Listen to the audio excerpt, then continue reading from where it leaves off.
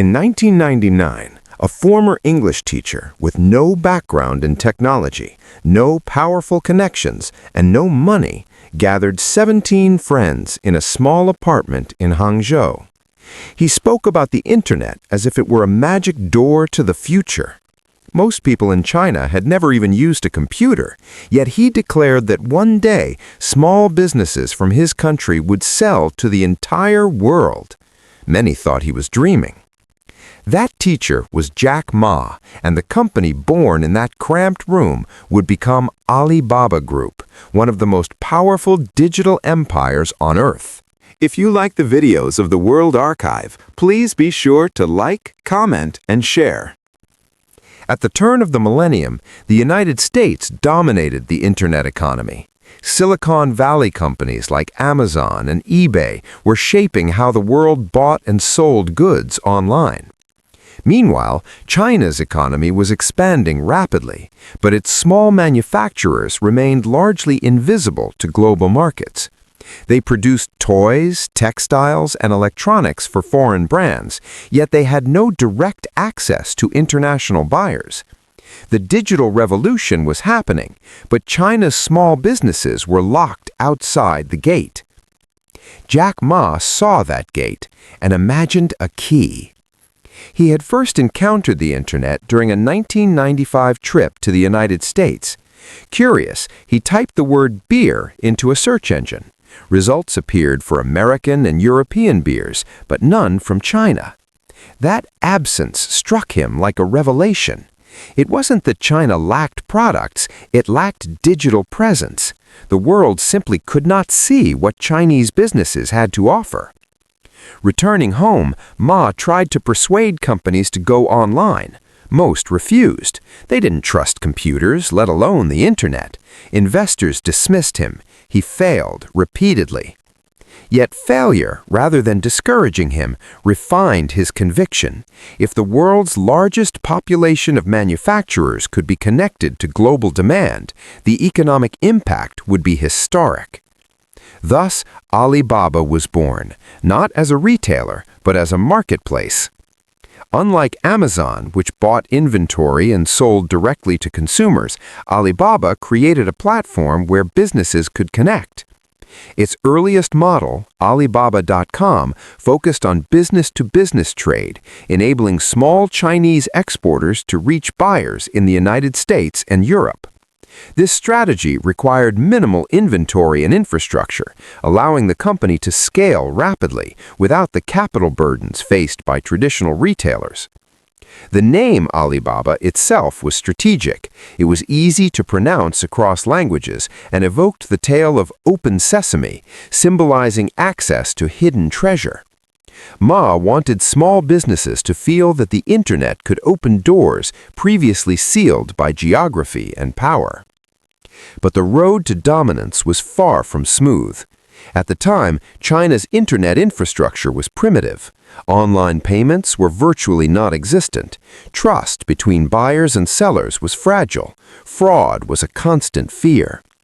Western investors doubted that Chinese consumers would ever embrace e-commerce.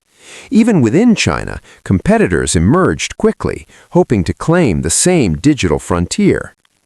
Then came the entry of eBay into China in the early 2000s. With its global reputation and vast resources, eBay seemed unstoppable. Many assumed Alibaba would be crushed. Instead, the competition forced Alibaba to innovate in ways that would define its future. Ma realized that Chinese consumers valued relationships and trust differently from Western users. Rather than relying solely on auctions, Alibaba created Taobao, a consumer-to-consumer platform designed specifically for Chinese users. It offered free listings, localized features, and real-time chat between buyers and sellers, something Western platforms lacked at the time. This decision proved decisive. While eBay charged fees, Taobao remained free, attracting millions of sellers. Within a few years, Taobao dominated China's online marketplace, and eBay eventually withdrew from the Chinese market.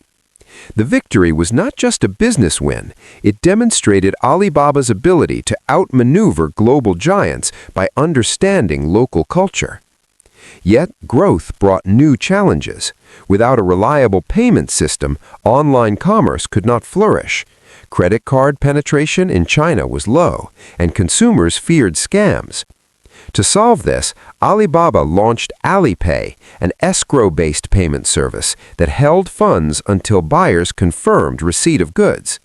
This innovation built trust in a market where trust was scarce. Alipay did more than enable transactions. It transformed consumer behavior. People who had never shopped online began to trust digital payments.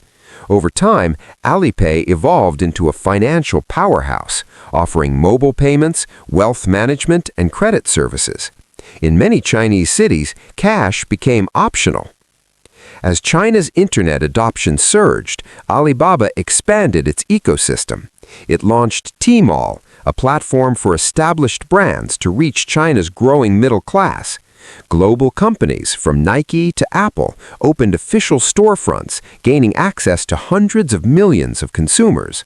Alibaba was no longer just helping Chinese sellers reach the world, it was helping the world reach China. For a U.S. audience, this shift mirrored the rise of Amazon's marketplace, but with a crucial difference. Alibaba did not aim to replace retailers, it aimed to empower them. Its asset-light model allowed it to scale without owning warehouses or delivery fleets, relying instead on a network of logistics partners coordinated through its Cainiao platform.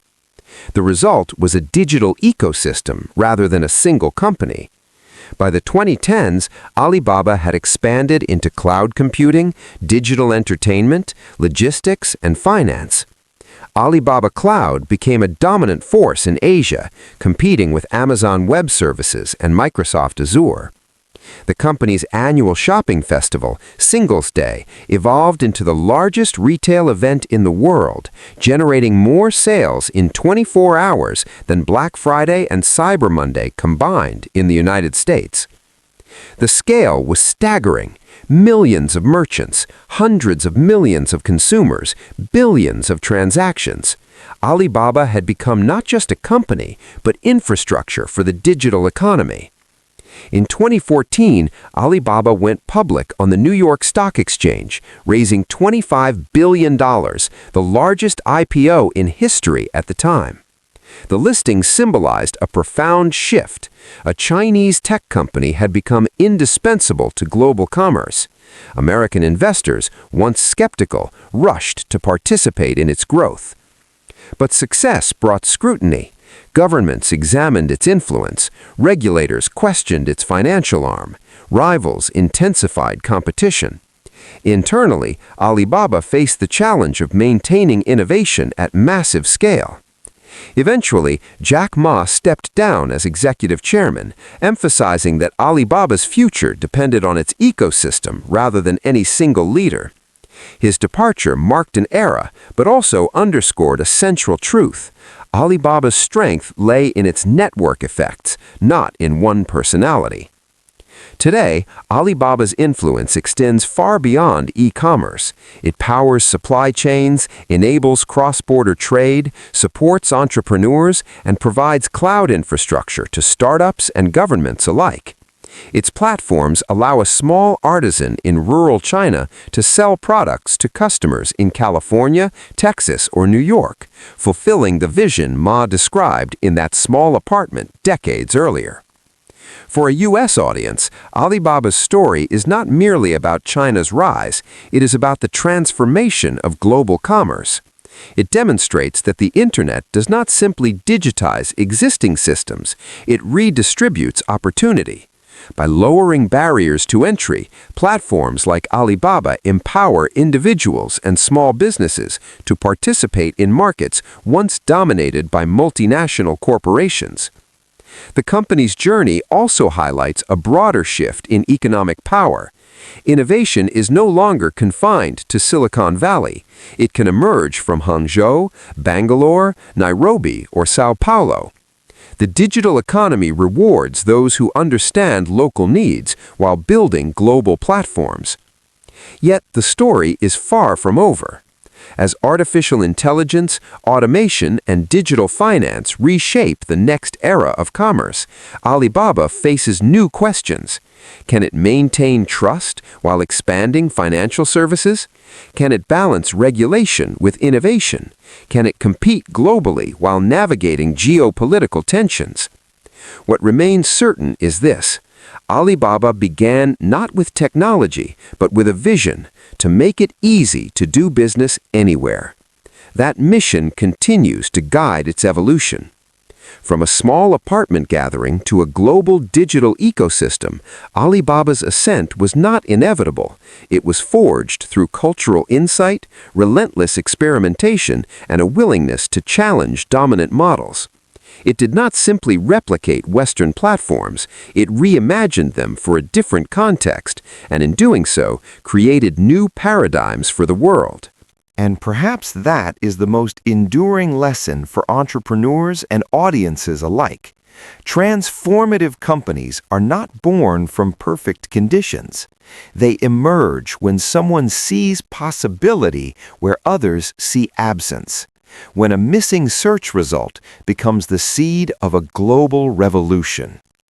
The door that Jack Ma envisioned has long since opened.